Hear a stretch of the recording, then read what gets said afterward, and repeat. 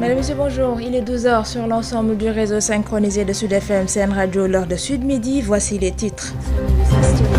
Le nouveau coronavirus Covid-19 affecte 100 nouvelles personnes et fait 2 nouveaux morts en l'espace de 24 heures.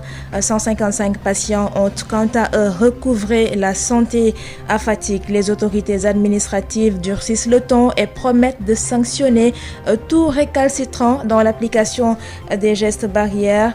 La région compte 75 cas positifs au Covid-19, dont 2 décès à domicile et 56 guéris. Le gouverneur de Fatick, Seynabou Gueye, sera d'ailleurs notre invité dans ce Sud Midi. Nous reparlerons également de la situation au Mali avec la phase de transition entamée suite au coup d'État. Pour l'administrateur du programme de gouvernance politique à Osiwa, Mathias Oungpe, il sera difficile pour la junte de se conférer la présidence de la transition et de la conduire. Il était l'invité de Bayoumar Gueye dans Objection de ce matin. Vous l'entendrez, la rétrospective des faits marquants de la semaine avec Josette Kali va boucler ce Sud Midi mis en onde par Hassan Choun. Adji Fatou Bari. Bienvenue à toutes et à tous. Covid-19, le bilan de ce dimanche fait état de 100 nouvelles infections, dont 38 issues de la transmission communautaire.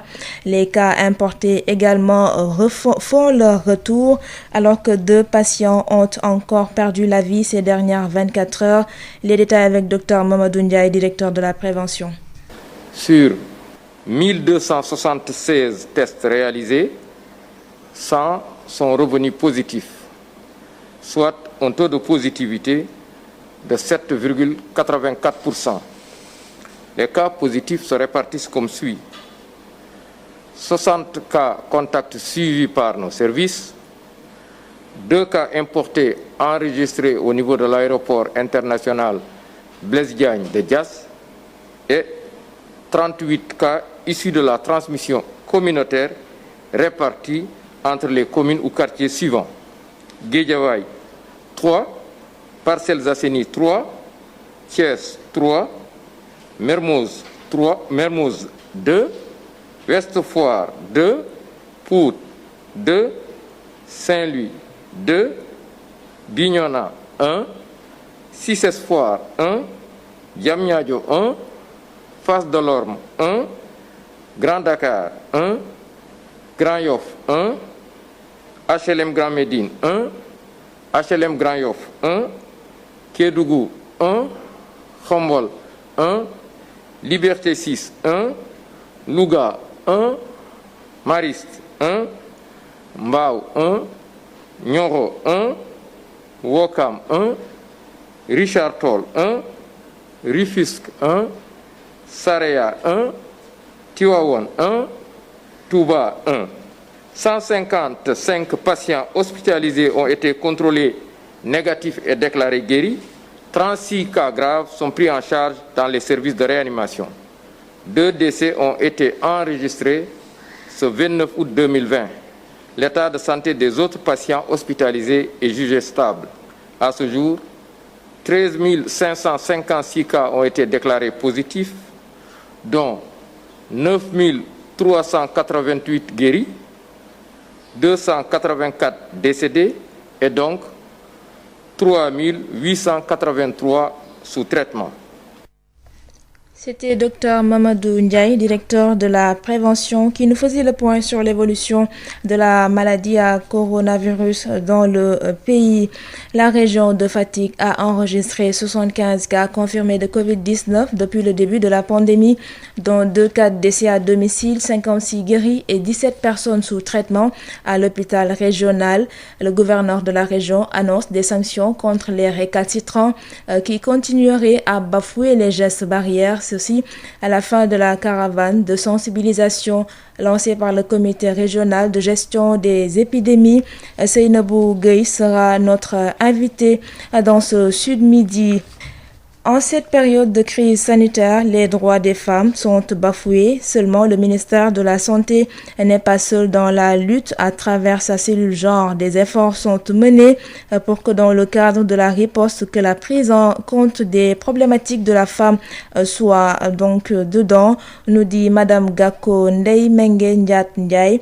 Elle est la coordonnatrice de la cellule genre au ministère de la Santé et de l'Action sociale. Nous l'écoutons avec Ismaël Marcel Koli. À travers ces plans, le plan de contingence, le plan de riposte, les plans de communication, toutes les communications que nous faisons, c'est pour un peu aller vers la résolution des problèmes. Et cette résolution des problèmes prend en compte la problématique des femmes. Pourquoi? Parce qu'à travers une direction qu'on appelle la Direction générale de l'action sociale et la cellule genre qui est là, nous sommes en train de mener des efforts pour que, dans le cadre de la riposte, que la prise en compte des problématiques de la femme soit dedans. Nous, au ministère de la Santé, dans la cellule genre, nous sommes en train de mettre et de pousser tout le monde à tout juste prendre en compte l'équité à tous les niveaux. Et à plus forte raison, dans le cadre de ces ripostes, on sait que les moyens ne sont pas les mêmes. Est-ce que dans le cadre de la riposte, si une femme peut avoir une grossesse ou avoir à la main un bébé et aller dans un centre de traitement, est-ce qu'elle trouvera ce dont elle a besoin spécifiquement dans ce centre de traitement? Ce qui accentue encore ce que je viens de dire, c'est la stratégie One Health. La stratégie One Health, c'est une santé qui aujourd'hui, par rapport à l'engagement communautaire,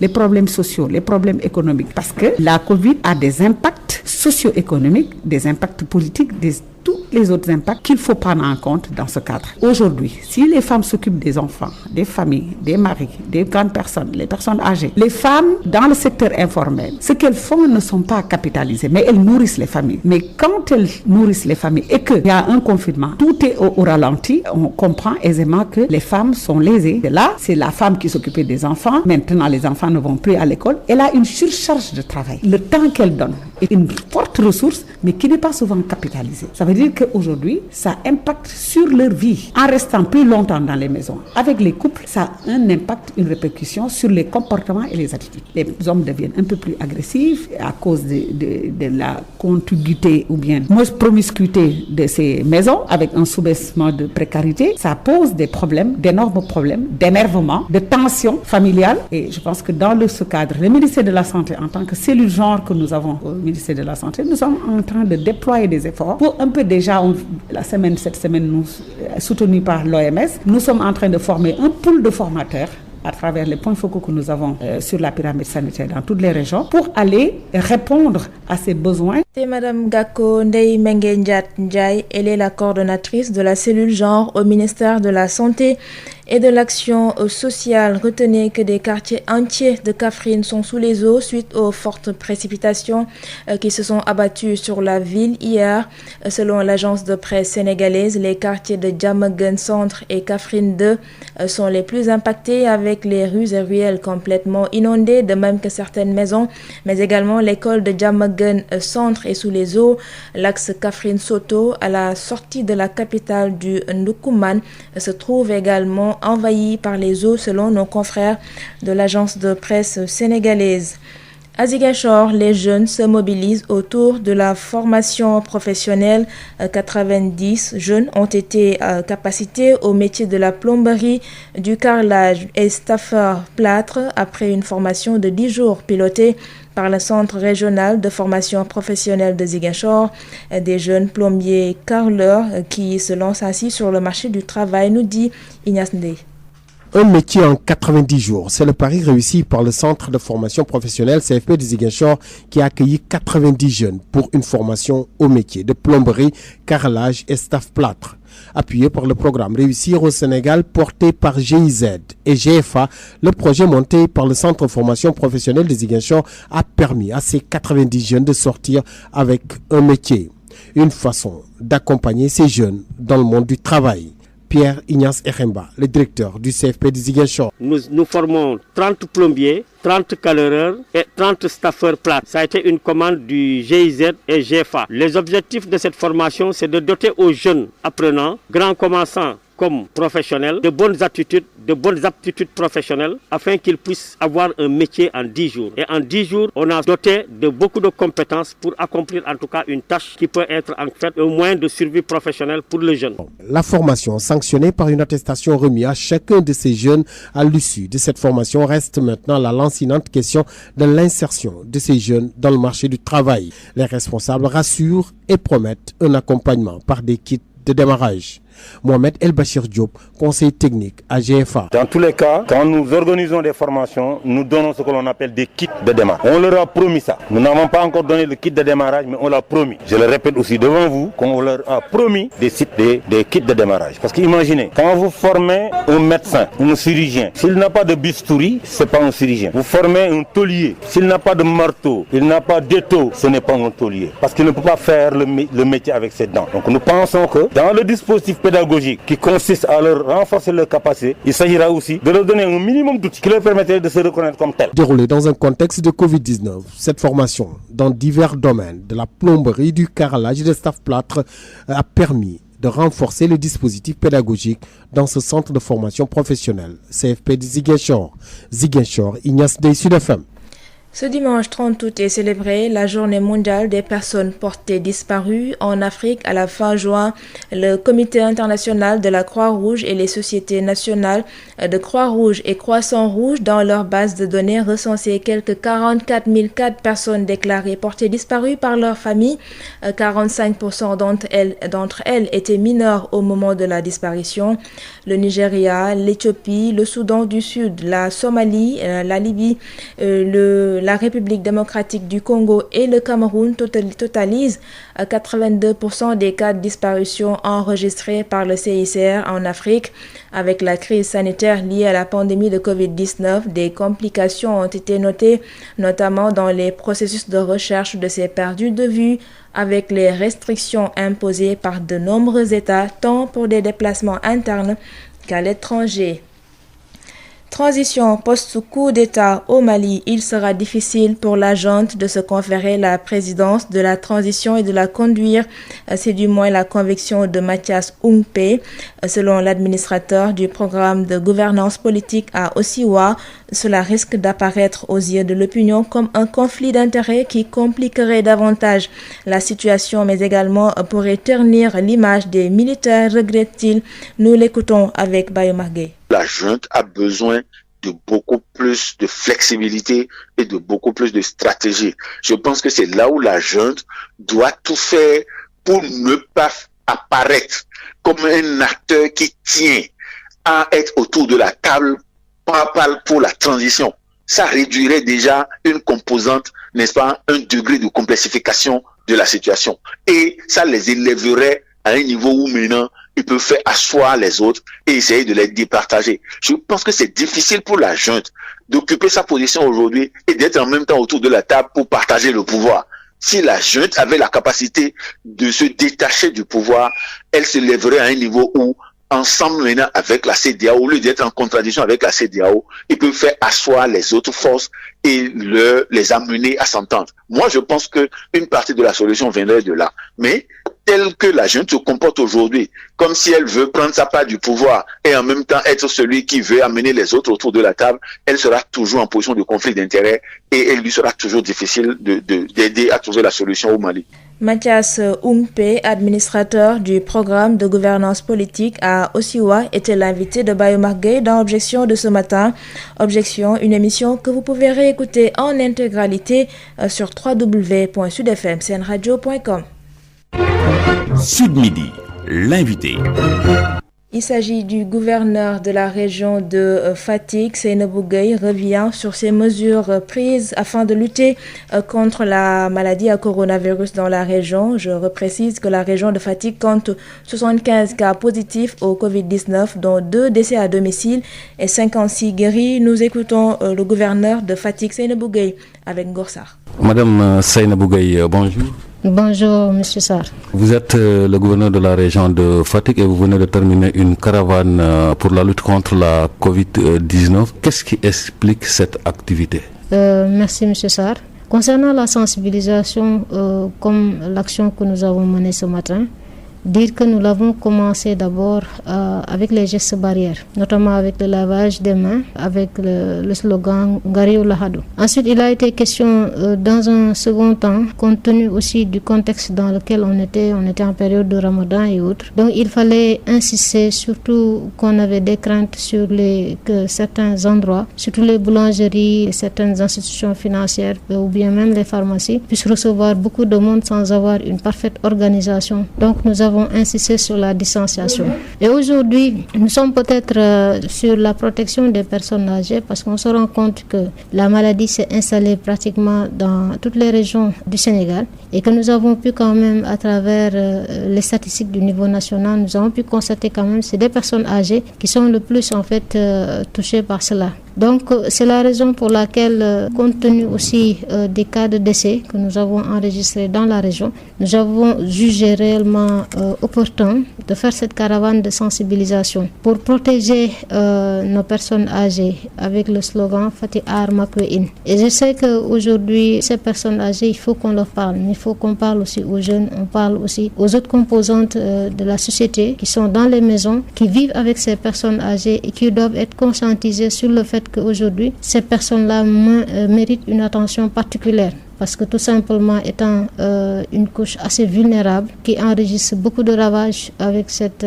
pandémie. Donc il est aujourd'hui de notre devoir en tant qu'autorité, mais aussi avec l'ensemble des membres du comité régional de gestion et des épidémies et d'autres personnes qui se sont véritablement joints à nous pour qu'on puisse réussir cette activité. Donc c'était l'occasion de faire le tour d'abord au niveau de certaines artères, mais aussi pour ne pas faire passer ce message-là avec des communicateurs traditionnels, des Badjanogor, mais aussi des techniciens de la santé qui maîtrisent mieux les termes réellement à dire en pareilles circonstances. Mais aussi, nous avons fait quelques arrêts au niveau du boulodrome qui est véritablement fréquenté par beaucoup de personnes du 3e âge. Et nous avons eu à rencontrer là-bas, en fait, des personnes âgées, à leur parler, mais aussi à leur remettre des masques, leur remettre aussi des kits sanitaires, globalement. Donc, à la suite de cela aussi, on a fait un autre arrêt au niveau de la grande mosquée et aussi au niveau du Conseil des sages. On a ciblé véritablement les personnes âgées, on a ciblé les jeunes à travers cette caravane, on a cherché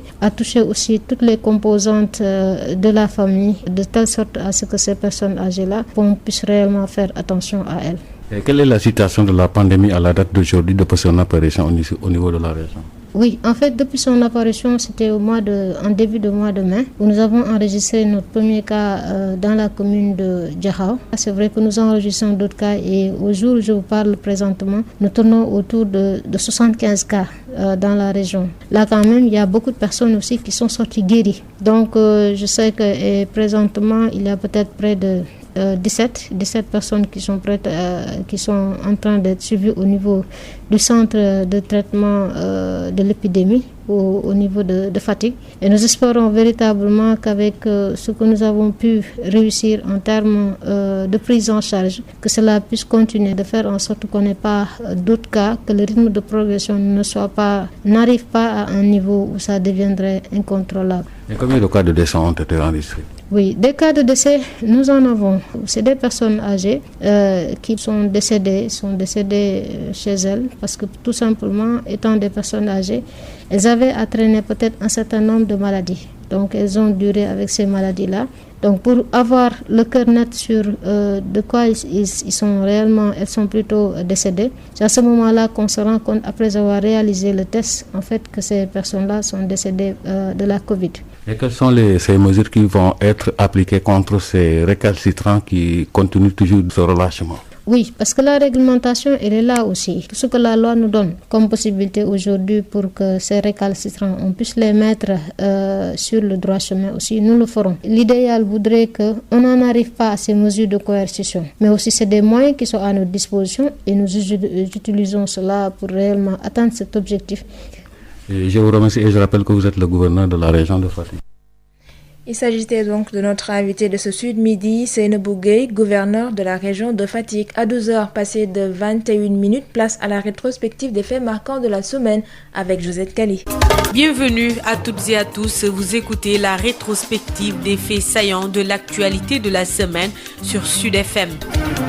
Éducation, réouverture et démarrage des enseignements dans l'espace universitaire dès ce 1er septembre et ce jusqu'au 31 décembre 2020. Après 6 mois de suspension, les 78 500 étudiants que compte l'université Cheikh Anta Diop de Dakar seront admis à l'UCAD par cohorte et par niveau en 3 groupes, aussi bien dans le campus social que pédagogique. Écoutons à ce propos le professeur Ahmadou Ali Mbaye, recteur et président de l'Assemblée de l'université.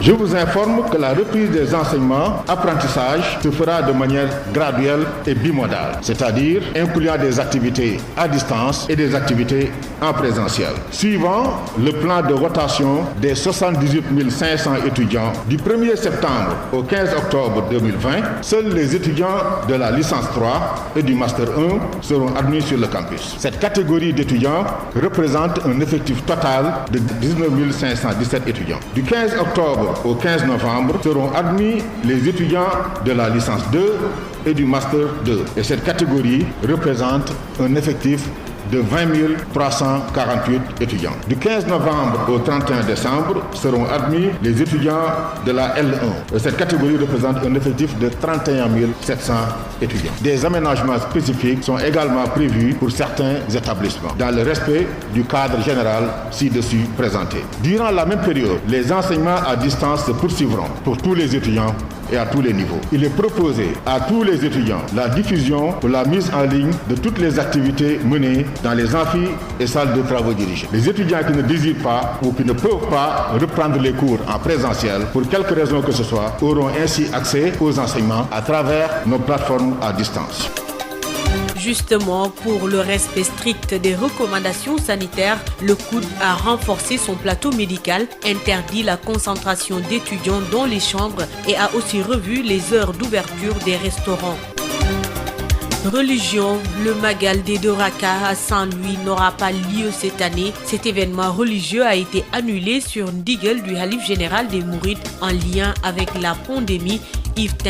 La situation actuelle de la pandémie de la Covid-19 dans le pays et le degré rapide de propagation des cas communautaires dans la région de Saint-Louis ne laisse pas indifférent le Kourel des 2 Rakas. Ses membres ont en effet décidé d'annuler cette année le Magal des 2 Rakas de Saint-Louis qui devait se tenir le 5 septembre prochain. Une décision qui a été prise sur le ndigal du Khalif général des Mourides. En effet, le but est d'éviter la propagation de la pandémie de la Covid-19 en évitant ainsi tout rassemblement des fidèles. Une décision que magnifie ce fidèle musulman sous le couvert de l'anonymat. Bon, je dirais que c'est une sage décision et au-delà même donc du Magal, et ça doit être une tâche d'huile, une suite logique pour les autres événements religieux, parce que aussi le Sénégal n'est pas un îlot qui vit à part donc par rapport à cette pandémie. On parle de pandémie, ça veut dire c'est au niveau mondial et au niveau mondial beaucoup d'autres activités ont été ajournées ou bien suspendues. Alors pourquoi pas le Sénégal? Ce qui selon lui permettra d'éviter le scénario noté au lendemain de la fête de la Tabaski avec l'explosion des cas positifs au coronavirus. Si vous constatez bien d'ailleurs, après la fête de la Tabaski, nous avons constaté quand même une explosion donc de cas à travers le pays et c'est dû au mouvement de la population donc dans les régions pour fêter. Et si on y ajoute maintenant tous ces événements religieux là, ça risque de faire une catastrophe et je pense qu'on ne le souhaite pas pour le pays. Toutefois, des séances de lecture du Saint-Coran et de Khassaïd se feront dans les daras de Saint-Louis ainsi qu'au niveau des daras mourides du pays en lieu et place de la célébration de ce Magal.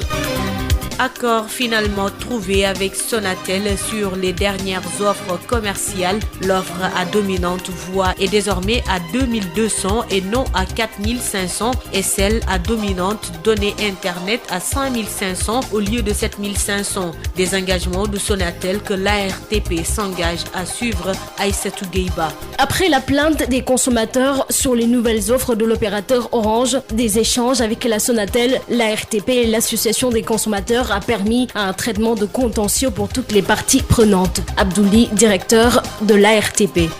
Dont une à dominante voix à 2200 et une autre à dominante data à 5500. Il est important de rappeler qu'au profit du consommateur, les prix des 2 offres décriées sont passés pendant la période de l'instruction des plaintes, respectivement de 1900 à 4500, finalement à 2200 pour l'offre à dominante voix, avec 50 minutes de communication voix, tout réseau en 6 et une baisse du volume data. Pour l'offre de 5900, elle est passée donc de 5900 à 7500 pour ensuite descendre à 5500 pour l'offre à dominante data avec 3 gigaoctets de données en sus et une baisse du volume de communication.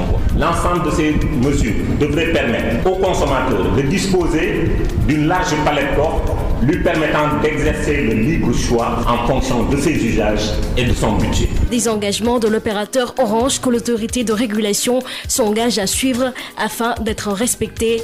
Et nous devons tous comprendre que nous avons une obligation de résultat. Les engagements ont été pris par les opérateurs. Mes équipes de la RTP sont en train d'assurer le suivi. Enfin, avec mes équipes, je voudrais renouveler aux consommateurs mon engagement à ne ménager aucun effort pour une amélioration régulière, constante et permanente de la qualité des services et pour également l'innovation sur le secteur des télécommunications. Retenons que pour l'instant, aucune information sur la date d'application de ces nouveaux tarifs de l'opérateur Orange n'est fournie. Affaire Tobène, relax pour tous les prévenus au bénéfice du doute. Le verdict a été rendu en milieu de semaine. Babacar Ndao. Comme attendu, les prévenus de Tobène sont libres de toute poursuite après avoir bénéficié la semaine dernière d'une liberté provisoire. Le tribunal des flagrants délits de Thiès leur a accordé la relaxe au bénéfice du doute. Un verdict bien plaidé le jour de l'audience par les 13 avocats qui s'étaient constitués pour défendre les intérêts des populations de Tobène. Selon les robes noires, le dossier pour lequel leur client était poursuivi n'en était pas un. À comment une vingtaine d'individus pouvaient-ils faire face à 300 gendarmes bien armés le 12 août dernier, se demandait l'un des avocats des propriétaires terriens de Tobène à l'audience. À part ce verdict, Tobène recouvre la liberté et la sérénité, mais le combat pour la justice sociale continue, selon Maître Khoureyshiba et les défenseurs des organisations des droits humains.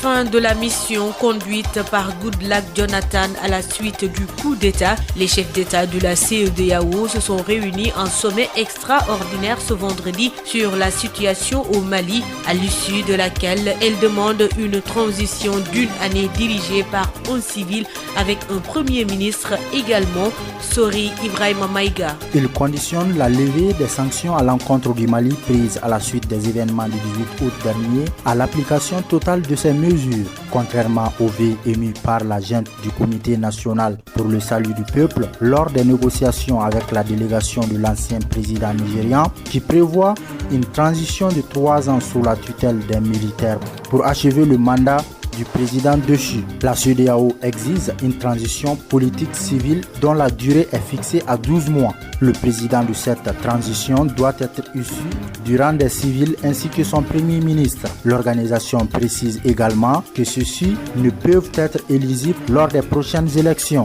Par ailleurs, la CEDEAO s'est félicitée de la libération du chef de l'État sortant et des autres officiels arrêtés, notamment le premier ministre Dr Boubou Cissé et le président de l'Assemblée nationale. On rappelle que depuis lors des dernières tractations avec les militaires mutins, un accord avait été trouvé sur le sort du président de la République démissionnaire qui bénéficie désormais de la possibilité de quitter le pays pour des consultations médicales et sera sécurisé dans sa résidence avec les honneurs d'un ancien chef de l'État. La CEDEAO tiendra son sommet ordinaire le 7 septembre prochain, au cours duquel elle promet de faire l'état de l'évolution de la situation au Mali et prendre d'autres mesures qui conviendraient. Le même jour, c'est-à-dire ce vendredi, le Comité national pour le salut du peuple, le CNSP, a convoqué toutes les forces vives de la nation à prendre part à une rencontre d'échange pour fixer les modalités de la transition en gestation.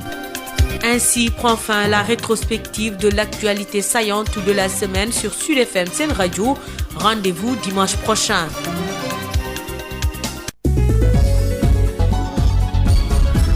Adji Fatou Bari. 12h30, c'est la fin de ce journal, mais avant de nous quitter, le rappel des titres.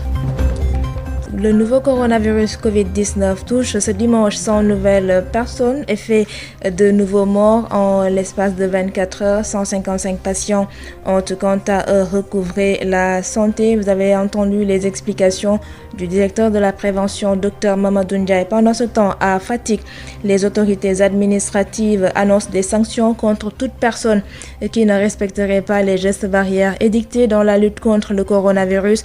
Fatick comptabilise 75 cas positifs, dont 2 décès et 56 guéris. Vous avez entendu les explications du gouverneur de la région, Seynabou Gueye, qui était d'ailleurs notre invité dans ce Sud Midi. Et puis, situation politique au Mali. Pour l'administrateur du programme de gouvernance politique à Osiwa, il sera difficile pour la junte de se conférer la présidence de la transition et de la conduire. Mathias Oungpe était l'invité de Bayomar Gueye dans Objection de ce matin. À 13h, retrouvez donc Khadisen pour l'édition en Wolof. Merci à Hassan Choun qui a assuré la partie technique. Merci de nous avoir suivis. Très bonne suite de programmes sur Sud FM, CN Radio.